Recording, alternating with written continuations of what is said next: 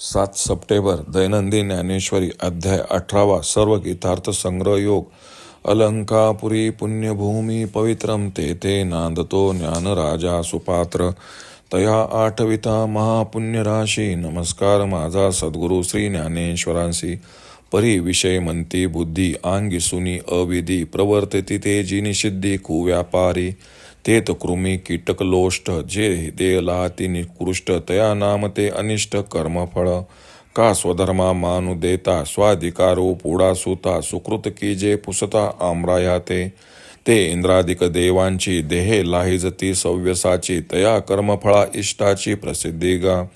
आणि गोड आंबट मिळे तेत रसांतर फरसाळे उठी दोही वेगळे दोही जिनते रेच कुणी योग वशे होय स्तंभावया दोषे तेवी सत्यासत्य समरसे सत्यासत्यचे जिनिजे म्हणून समभागे शुभाशुभे मिळून अनुष्ठानाचे उभे तेने मनुष्यत्व लाभे ते मिश्र फळ ऐसे त्रिवेद या भागी कर्मफळ मांडलेसे जगी हे न सांडी तया भोगी जे सुदले आशा जेथे जीवेचा हातू फाटे तव जेविता वाटे गोमटे मग परिणामी शेवटे अवश्य मरण सव चोर मैत्री चांग जवन पविजे ते दांग सामान्या भली अंग न शिवे तव तैसी कर्मे करिता शरीरी लाहती महत्वाची फरारी पाठी निधनी एकसरी पावती फळे जैसा समर्थू आणि ऋनिया मागो आला बाई नैया लोटे तैसा प्राणिया पडे तो भोगू मग कनी सोनी कनू झडे तो विरुडला कनिसा चढे पुढती भूमी पडे पुढती उठी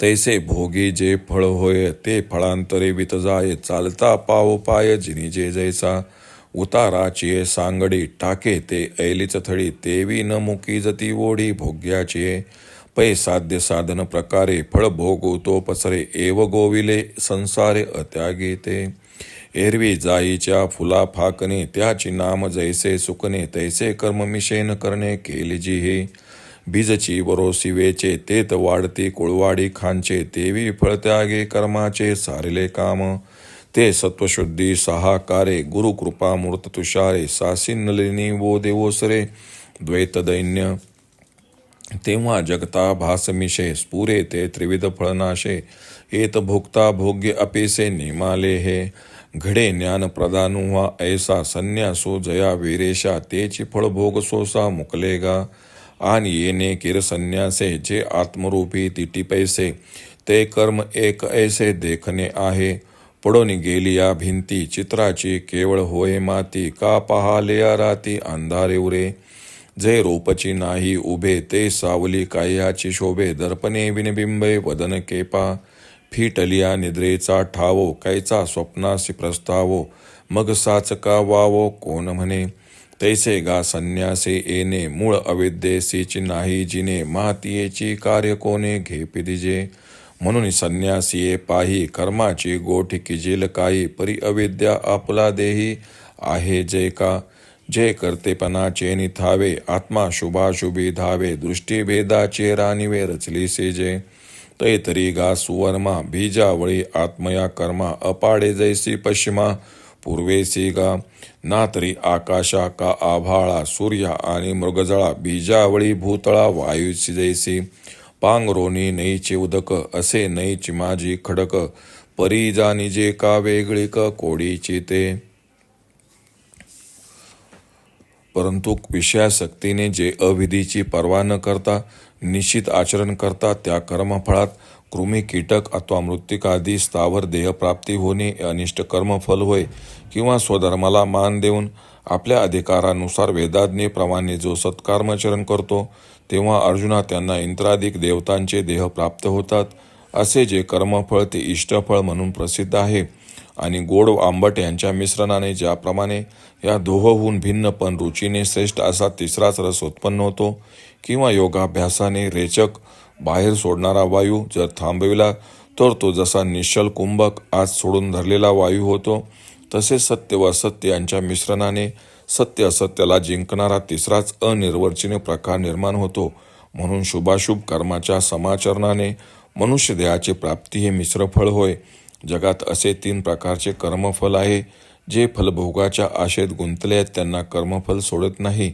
जिभेची रुची जसजशी वाढत जाते तसतसे जेवताना गोड वाटते परंतु त्याचा परिणाम म्हणजे मरण ओढवते, अजीर्ण होते किंवा संभावित चोर तिथपर्यंत चांगला जोपर्यंत अरण्य लागत नाही अथवा अंगस्पर्श झाला नाही तोपर्यंतच वेश्याबली म्हणावी. त्याप्रमाणे मनुष्य शरीरात कर्म करताना कर्तेपणाचा मोठा अभिमान वाटतो खरा, पण मरणानंतर त्याचा फलभोग सारखा पाठीस होत लागतो. जसा समर्थ असा सावकार मुदतीला पैसे मागायला आला तर तो पैसे घेतल्याशिवाय जात नाही, त्याप्रमाणे कर्मफलाचा भोग भोगल्याशिवाय प्राण्यांना सुटका नाही.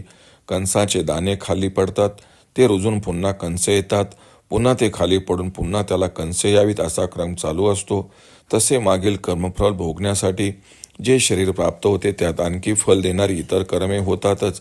जसे चालताना एक पाय दुसऱ्याच्या पुढे जातो तोच मागे पडतो असा हा क्रम आहे. उतरण्याचे साधन होडी कोणत्या तीराला असो ते तिचे तीर अलीकडचेच होय, कारण तिला दुसरे पलीकडील तीर आहेच. जसा एक फलभोग चालू असताना पुढे दुसरा उभा राहतो त्याला अंत नसतो. कर्म व कर्मफल या क्रमाने फलभोग सारखा वाढतच जातो व फलेच्छांचा ज्यांना त्याग होत नाही ते संसार बंधनातून कधी सुटत नाहीत. जाईच्या फुलाचे उमलणे म्हणजे जसे त्या फुलाचे सुकणे होय, त्याप्रमाणे फलाशा टाकून कर्म करून कर्मे केली नाही तसे केले.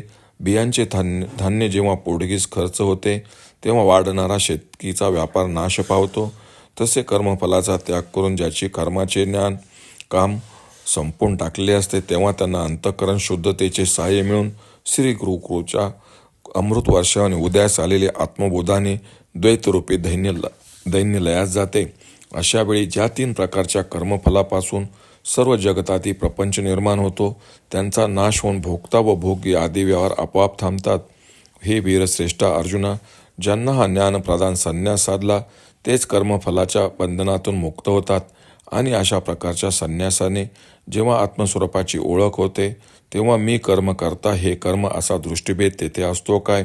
भिंत पडून गेली असता त्यावरील चित्रांची जशी माती होते किंवा उजाडल्यावर रात्रीचा अंधार दिसेल काय? जर काही आकृतीच उभी नाही तर सावली कशाची पडणार? आरसाच नसेल तर मुखाचे प्रतिबिंब कशात पडणार? झोप उडाल्यावर स्वप्न कसे पडणार? मग ते खरे की खोटे असे कोण म्हणणार? त्याप्रमाणे या कर्मफल संन्यासाने जर अज्ञानाच्याच ठावठिकाणा उरत नाही तर त्याचे कार्य जे कर्म व फल त्याचे उठाठेव कोण करणार? म्हणून या संन्यासानंतर कर्माची गोष्टच कशी उच्चारता येणार? परंतु चित्तात जोपर्यंत अज्ञानाचा वास आहे म्हणजे कर्तेपणाच्या अभिमानाने जेव्हा बऱ्या वाईट कर्मामध्ये आत्मप्रवृत्ती होते व भेददृष्टी जशी जागरूक असते तेव्हा हे अर्जुना पूर्व व पश्चिम या दिशाप्रमाणे आत्मा व कर्म यांच्यात अंतर असते, किंवा आकाश व आभाळ, सूर्य व मृगजळ, पृथ्वी व वायू यात जसा भेद असतो. नदीच्या उदकाचे पांघरून घेऊन आत असलेला खडक जसा त्या पाण्याहून भिन्न आहे हे जसे सर्वांना माहीत असते. ओम श्री रुक्मिणी पांडुरंगाय नमः. ओम श्री ज्ञानराज माऊली नमः.